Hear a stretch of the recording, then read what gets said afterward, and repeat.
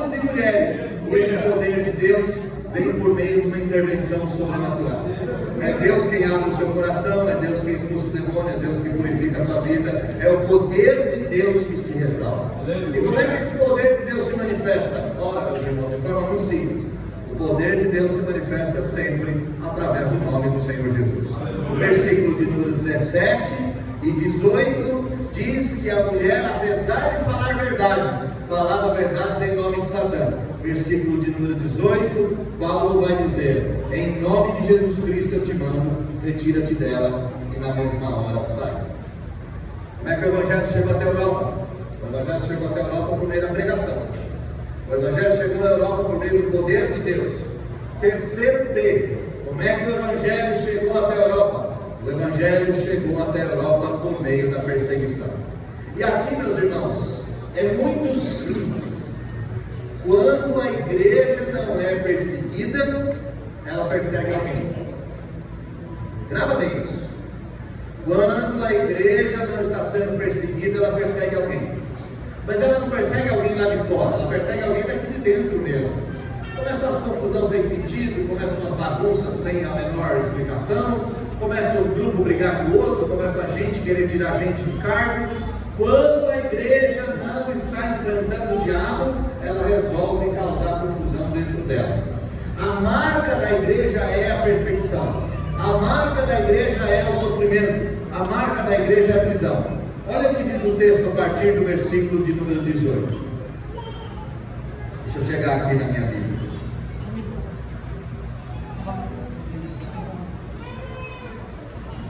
Versículo de número 19, perdão. Vendo seus senhores que lhe desfizeram a esperança do lucro, agarrando Paulo e Silas, os arrastaram para a praça. A praça era o centro da cidade. E levaram esses homens à presença das autoridades. Levando aos pretores, disseram: esses homens, sendo judeus, perturbam a nossa cidade, propagando costumes que não podemos receber nem praticar, porque somos romanos. Bastou a denúncia, já veio a sentença. Levou-se a multidão unida contra eles, e os pretores, rasgando-lhes as vestes, mandaram açoitá-los com varas, e depois de lhes darem muitos açoites, os lançaram no cárcere, ordenando ao carcereiro que os guardasse com toda segurança. Este, recebendo tal ordem, levou-os para o cárcere interior e lhes prendeu os pés no tronco. Quando Paulo exorciza o demônio da mulher, a mulher adivinhava e predizia o futuro. Essa forma de adivinhação trazia retorno para os donos da mulher escrava. Era mais ou menos assim: quer saber o seu futuro? Coloca uma moedinha na caixinha e ela revela o seu futuro. Traz o seu marido de volta, arruma o emprego, quebra as cadeias. É tipo essas propagandas que a gente vê nos postes na nossa cidade. Ela fazia isso. Pagava, tinha a adivinhação. Pagava, tinha a palavra do futuro, a promessa ou a realização dos sonhos. Assim que Paulo liberta, essa mulher para de dar lucro para os seus senhores. Assim que Paulo prega e ela tem o espírito retirado do corpo, essa mulher deixa de adivinhar, essa mulher deixa de predizer o futuro. E assim que isso acontece, uma confusão se generaliza na cidade. Irmãos, o Evangelho só avança por meio da pregação, o Evangelho só avança por meio do poder de Deus, e esse poder e essa pregação gera confusão. Não existe em lugar algum do mundo um Evangelho que não gera algum tipo de perseguição. Versículo de número 21, qual é a acusação? Olha comigo na sua Bíblia. Esses homens propagam costumes que não podemos receber, nem podemos praticar, porque somos romanos. Em outras palavras, esses homens são do céu e proclamam alguns costumes que nós da terra não somos capazes de receber.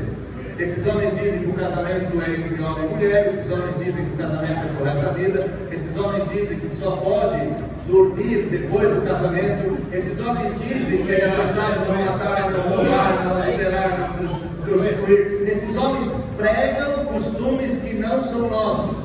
Logo, vamos prendê-los. Logo, vamos encarcerá-los. Meus irmãos, o Evangelho chegou na Europa às custas de muito sangue. E eu não sei se você sabe, o Evangelho chegou no Brasil às custas de muito sangue. Em 1557, os primeiros missionários que vieram para o Brasil foram mortos na Baía da Guanabara. Em 1624, na invasão holandesa ao Nordeste, nossos irmãos crentes vindos da Holanda derramaram o seu sangue naquele território. Em 1808, quando os ingleses escoltaram Dom João VI para vir ao Brasil, muitos deles enfrentaram a perseguição católica. E se nós pensarmos no Brasil, teve muito crente que foi amarrado em árvore, na Caatinga, no Nordeste. Teve muito crente que perdeu emprego. Teve muito crente que depois de morto a paulada não teve lugar para ser enterrado. Se você precisa de uma informação como essa, basta você dar um pulo em São Paulo, lá na Avenida da Consolação, você vai ver o cemitério protestante do Brasil, porque os crentes não tinham nem lugar para ser enterrado. Sempre que o Evangelho avança, algum tipo de perseguição e morte acontece. Sempre que o Evangelho cresce, algum tipo de perseguição acontece. Se você for fiel na sua empresa, o que vai acontecer? Você vai ser perseguido. Se você pregar o Evangelho na sua família, o que vai acontecer? Você vai ser perseguido. Se você pregar o Evangelho de verdade nesse bairro, quer saber o que vai acontecer? Você vai ser perseguido. Se você sair daqui e for para o outro lado do mundo para pregar o Evangelho, quando você chegar até lá, quer saber o que vai acontecer? Você vai ser perseguido. Crente sem perseguição não é crente. Crente que não enfrenta desafios não é crente. Entenda bem, os desafios não podem vir atrás de você porque você está devendo. Os desafios têm que vir atrás de você porque você está sendo fiel. E todas as vezes que você for fiel, o final das contas é o cárcere. O final das contas é o abandono. Aqui lembrando uma história da minha conversão há mais de 20 anos atrás. Assim que Deus me converteu e eu fui convertido ao Evangelho, eu contei para algumas pessoas da minha família que agora eu era crente, e a primeira coisa que eles disseram é: que golpe novo é esse que você está armando contra nós? E aquilo foi tão dolorido, porque de fato eu tinha me convertido ao Senhor. Eu me lembro que os primeiros anos de conversão nem chamado para as festas e para as reuniões de família eu era. Depois de muito tempo, eu ganhei o convívio da minha família, ganhei o respeito da minha família, e hoje alguns deles pedem oração de vez em quando precisam de alguma ajuda. Mas perceba, se você se converte com uma família que não é cristã, a primeira coisa que vai acontecer é você ser perseguido. A perseguição faz parte do pacote. Como é que o Evangelho chega na Europa? Pregação. Como é que o Evangelho chega na Europa? Poder. Como é que o Evangelho chega na Europa? Perseguição. Em quarto lugar, como é que o Evangelho chega na Europa? O Evangelho chega na Europa por meio da prece, por meio da oração do povo de Deus. E aqui é um versículo que você já conhece, é um versículo que você já deve ter cantado, é um versículo que já deve ter falado com você, que é o versículo da oração à meia-noite, do terremoto e da quebra das cadeias. Olha comigo o versículo de número 25 até o versículo de número 28. Por volta da meia-noite, Paulo e Silas oravam cantando louvores a Deus. Os demais companheiros de prisão escutaram. De repente sobreveio tamanho terremoto que sacudiu os alicerces da prisão. Abriram-se todas as portas e soltaram-se as cadeias de todos. O carcereiro despertou do sono e, vendo as portas do cárcere, puxando da espada, ia suicidar-se, supondo que os presos haviam fugido. Mas Paulo bradou em alta voz: não te faças nenhum mal, que todos aqui estamos. Então o carcereiro pedindo uma luz. Olha que interessante, o carcereiro pede uma luz para o presidiário. Isso é só um detalhezinho do texto. O carcereiro pedindo uma luz, entrou precipitadamente trêmulo, foi até o fundo da cela, prostrou-se diante de Paulo e de Silas, que eram os prisioneiros, e prostrado pediu ajuda. Mas como que essa história começa? Por volta da meia-noite, Paulo e Silas oraram. Como é que a igreja avança? Por meio da pregação, por meio do poder, por meio da perseguição e por meio da prece. Eles estão presos, o carcereiro colocou eles no fundo da cela, diz o texto. O carcereiro deu uma sova neles, o carcereiro deu um pau neles, o carcereiro bateu neles de tal forma que eles foram arrastados até o fundo da cela. Chegou lá no fundo da cela, prendeu mão e perna, deixou eles sangrando, deixou eles acorrentados, colocou na última cela da masmorra, fechou a cadeia e saiu. O que os crentes começaram a fazer? Oh Deus, mandou a gente vir para a Europa, chegou aqui, deu tudo errado. Oh Deus, nós estamos sendo perseguidos por causa do seu nome. Oh Deus, estamos sangrando aqui no fundo da cela, não tem um advogado para nos soltar. Oh Deus, nós não estamos felizes com o que está acontecendo. Nada disso ocorreu. Por volta da meia-noite eles estão orando e cantando. Por volta da meia-noite eles estão orando e cantando. E olha que coisa, no fundo de uma cela acorrentado e sangrando, eles estão orando e cantando. Só que eu tapa na minha cara e na sua de mão aberta. Porque nada está acontecendo e a gente está fazendo o quê? Se lamentando. Eles estão em meio a um B.O. danado, orando e cantando. E quando os crentes oram, o que acontece? A revolução acontece. Quando os crentes oram, o que acontece? Sobreveio tamanho terremoto. E o terremoto sacudiu os alicerces da prisão. Abriram-se todas as portas, soltaram-se as cadeias de todos. E para onde todos foram? Ninguém foi embora. Não sei se você percebeu isso. Ninguém foi embora. Por que ninguém foi embora? Porque com Cristo até o calabouço se transforma num palácio. Sem Cristo, o palácio se transforma num chiqueiro.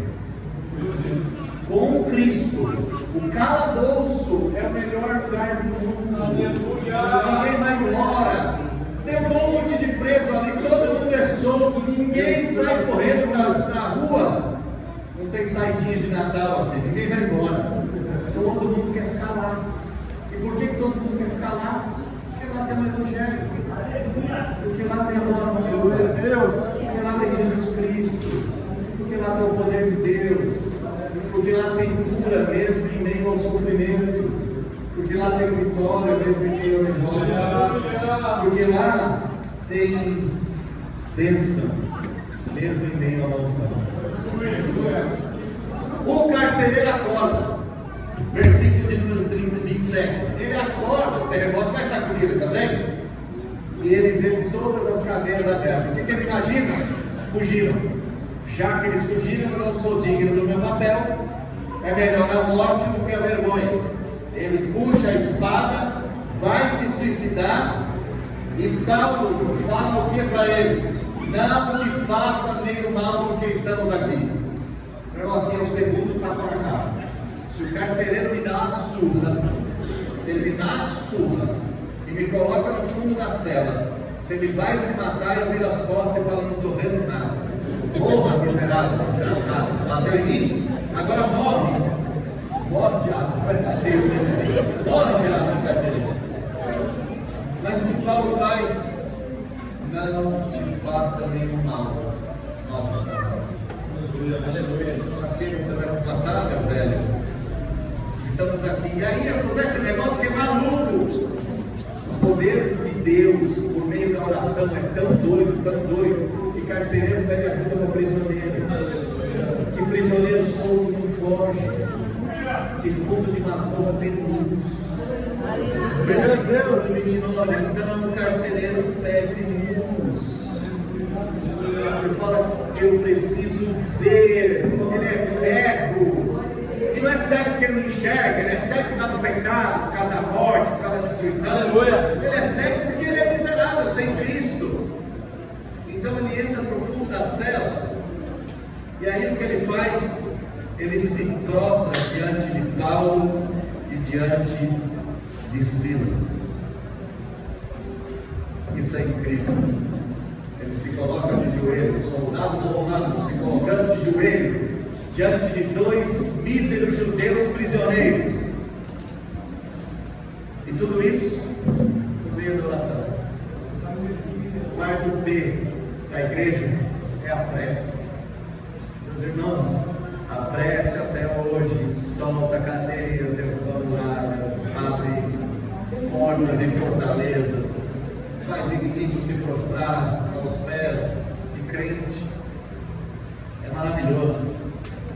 Com as costas rasgadas, o sangue escorrendo, esses homens cantam, louvam e amam. A prece e a oração sempre foram uma ferramenta extraordinária.